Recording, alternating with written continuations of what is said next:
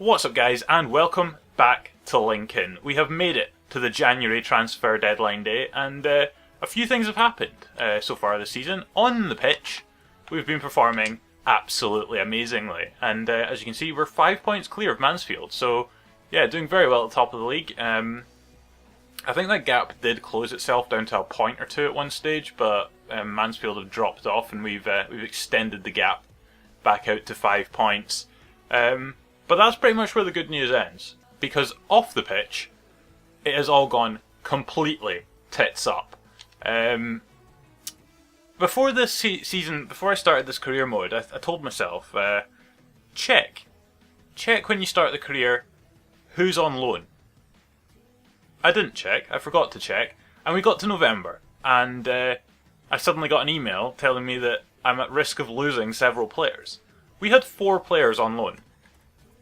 And 2 of them were our 2 centre-backs.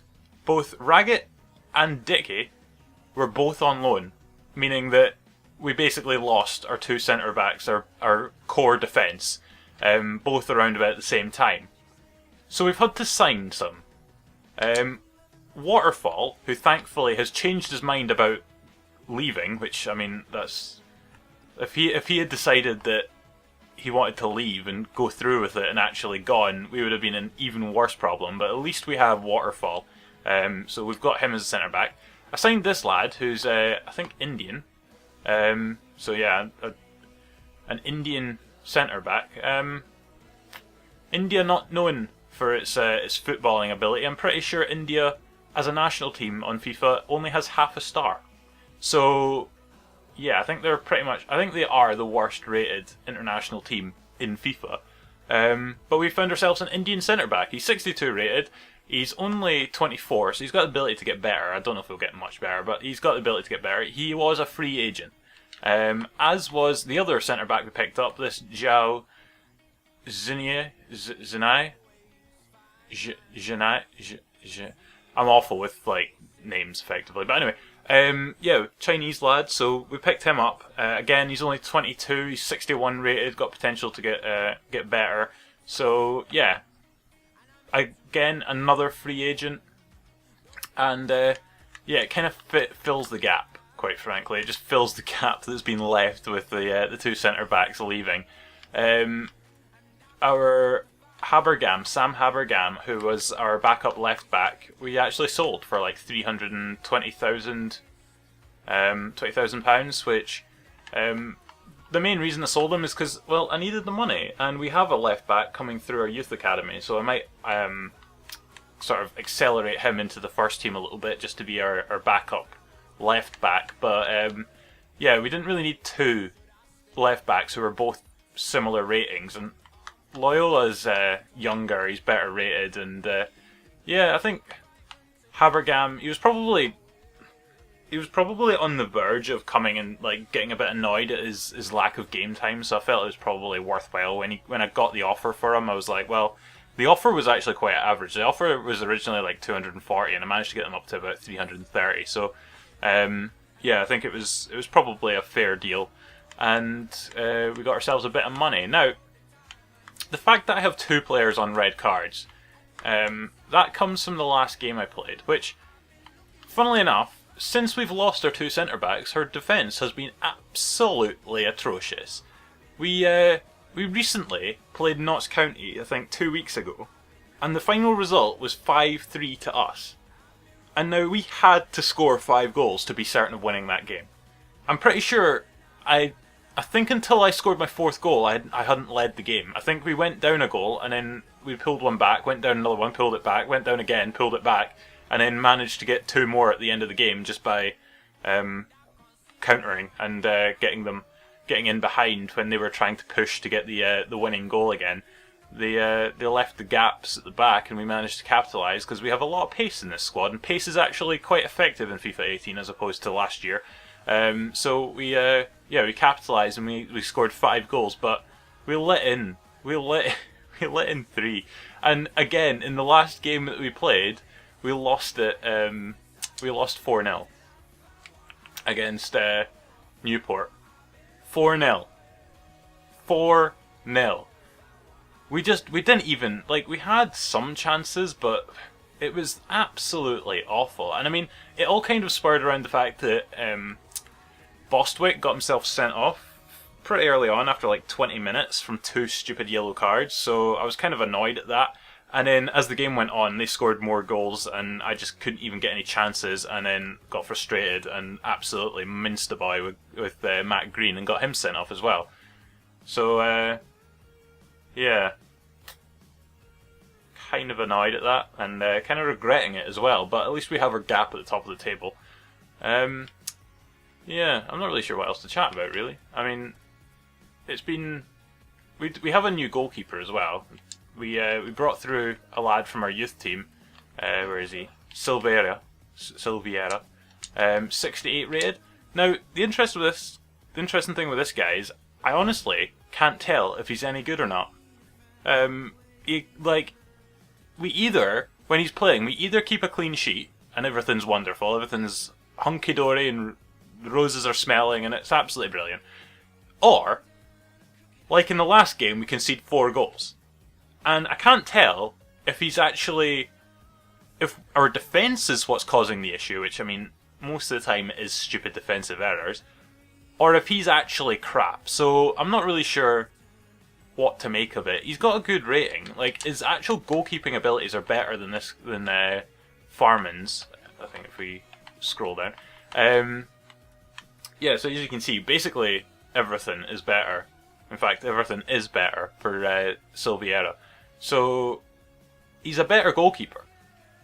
But things like his reactions aren't as good, his jumping's not as good, his balance is awful, and I don't know how much that stuff affects a goalkeeper. You'd imagine it would affect them, given that they have to be quite agile and react quickly, and having reactions of 54, not the greatest. Also, he only has 37 strength, so he's never going to be able to beat anybody. Like, you should be able to get to balls and punch them out of the way, but if somebody's standing in front of him, he's probably got absolutely no chance of getting past him. And his stamina is 18. So he's the first goalkeeper I've ever had in any FIFA game where his energy level is actually an issue. Like, after a couple of games, he's noticeably lost energy. So we do have to change him out every now and then just to keep his energy at a decent level. So yeah, that's a thing. Also, actually, something I did notice, this lad Walker, 44 years old. We have a 44-year-old goalkeeper. I think I've never seen a player that old in this game. I think the oldest I've ever seen was somebody who was maybe 40. I think I saw somebody once, but 44. So that's a thing.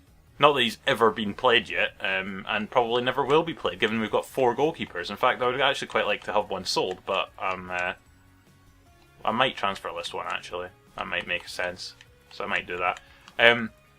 Also, this guy Ginley is on loan, so we're going to lose him at the end of the season. Thankfully, we do have some players coming through our youth academy who should hopefully be old enough to play and get into the team by the time he leaves. So we'll see what happens with that. But defensively, we're in a bit of an issue. It's not nice. We're having to play the Liverpool style of football, which is effectively try and outscore the other team. We know we're going to concede goals usually, so we really have to try and make sure that we score as many as we can on the at the other end. So, I mean, if you look at our table, I think our goal difference isn't bad. It's 7 better than Mansfield. However, we have conceded 18 more goals than them. So, that's what's letting us down. Our defence is absolutely awful. Last season with Markham, our defence was actually our saving grace for the most part, whereas this season it's our attack that's actually keeping us in the league. So yeah, it's a bit different, and I mean, it's a bit more entertaining, to be fair, having 5-4 or 5-3 games. But anyway, that's pretty much all there is for the squad. So we'll fire through transfer deadline day and see if anything ridiculous happens. There have already been a few big transfers. Perisic has moved to Barcelona for 38.5 million, thereabouts, so that's a pretty hefty deal. Javi Martinez has also moved from Bayern Munich to Napoli for 32.2 million, and Tyson from Shakhtar Donetsk from to Monaco for 27 million. So yeah, some pretty big dealings. Does answer the question that Shakhtar Donetsk can in fact sell their players, and I'd imagine probably can buy players. That was a question I had at the end of last season with our Markham career, was whether a team like Shakhtar, who's technically rest of world, like they don't have the Ukrainian league, whether they can actually buy or sell players. And the answer to that is yes, they can. Well, they can at least sell them. So yeah, I think all in all, some pretty interesting deals, especially for a January transfer window. Some pretty big deals. Holgate. What? 1.5 million Holgate to Real Madrid. Right, well, somebody's been smoking something. But anyway, we'll continue on and see if anything ridiculous. Hang on, something I think ridiculous has just happened. Right, we honestly, I don't even care how much money you'd be willing to offer us. Like, I mean, just no. We cannot lose another centre back. It's just not possible. Manolas has just moved to Chelsea from Real. Cannot speak tonight. Yeah, Manolas from Roma to Chelsea for 39. Well, effectively 40 million. That's made it to the top of the transfer league. What was that we just saw? I'm guessing that's the player Roma have just got to fill the gap of Manolas leaving. But anyway, we'll continue on. Look at our transfer budget. We've got £87,000 to spend. That's it. That is it. Our wage budget is nothing. That's why I've been having to get players off the free market, because we literally have no money. That is enough to maybe sign a player on the free market for £4,000 a week. That's pretty much it. That would get us maybe at most 2 players, but they'd be pretty crap players, or one player that would match our first team quality. So somebody in the mid-60s would probably cost about £4,000 a week. That's all we've got money for, is to buy one free agent player. So that's why we're having to try and promote as much as we can through the youth teams, and where we need to get players off the free market, because we have no money to spend. Absolutely no money to spend. So yeah, it's tough. It's really tough to try and actually find anybody who's capable of being purchased, because anybody who we want to buy who's already at a team, I mean, they're looking at $500-600 grand for them, which we don't have. So we have to move to the free agent, and even moving to the free agent list, they're still looking for $4, maybe even $5,000 a week, which we struggle to pay. So it's a big challenge for us. But that's the end of transfer deadline day. So 215 million was spent. Not a lot. I mean, it actually is quite a lot, but for a January window, it's quite a lot. Actually, I'll take that. It was pretty good. Let's see if there's anybody in here that's looking particularly interesting. Nothing that interesting. If Lance Baker could possibly find us a bit more interesting players, that'd be quite nice. So far in our youth academy, some players coming through quite nicely. This is what I was chatting about last week, is players going down in rating, in their potentials. So Herbert Bauer, who was our he wasn't done by Lance Baker in Brazil. He's a German lad that I sent out one of those scout a future star, and this is what they brought back to me. He's only 15, and he's already his potential's going down. His potential was in the 94 sort of mark. It's now down to 86.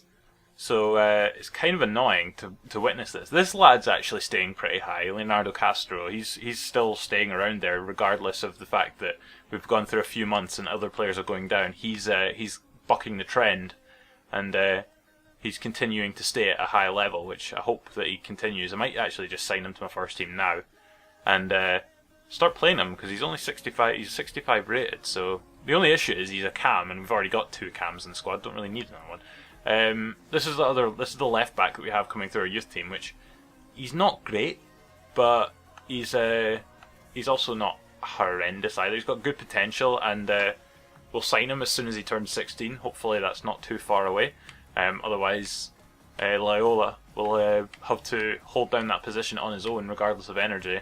But yeah, we have some players coming through our youth team. It's looking quite interesting. We can also, like, given that we can always go and have a look on the free market if we have to pick up somebody if we need a left back immediately. If something happens to Loyola, we could go in the free market and see if we can find somebody there. But yeah, that's pretty much all I'm going to chat about. So it's been an interesting transfer window. It's been a pretty frustrating last few months. The loss of our 2 centre backs and absolutely horrendous defending that's been going on. But I think we're still in most of the cups. I don't think we've been knocked out of anything yet. I think in the League Cup we're progressing quite nicely. FA Cup's still not started really yet. So we got knocked out. When did we get knocked out of the Carabao Cup? Oh yeah, that happened to Bournemouth, didn't it? We got knocked out by Bournemouth early on. The Checkatrade Trophy is still going on, and we've been continuing on in that quite well. So I think that could possibly be something that we could focus on for trying to win it this season. But I think our main focus is try and win the league. If we can win the the Checkatrade Trophy, then I'll happily do it. But we've yeah, so far I've been using it. I've been kind of rotating my squads quite a lot. So we're playing MK Dons in the... Actually, I'm pretty sure that's a second leg fixture. Yeah, because we just played them. So that's a second leg fixture. We just won 4-0 against MK Dons, which, I mean, I think I'm right in saying MK Dons are... Championship? League 1, possibly? I can't remember what league they're in. Anyway, they're higher than us, so they're a good side, and we managed to beat them 4-0, and that was with a rotated squad. That wasn't even our first squad, so winning that 4-0 is quite good, and we'll play a second leg with them in a week's time, and hopefully, well, I doubt we'll lose 4-0 in that, so I imagine we'll be able to score a couple more goals and make sure we get through.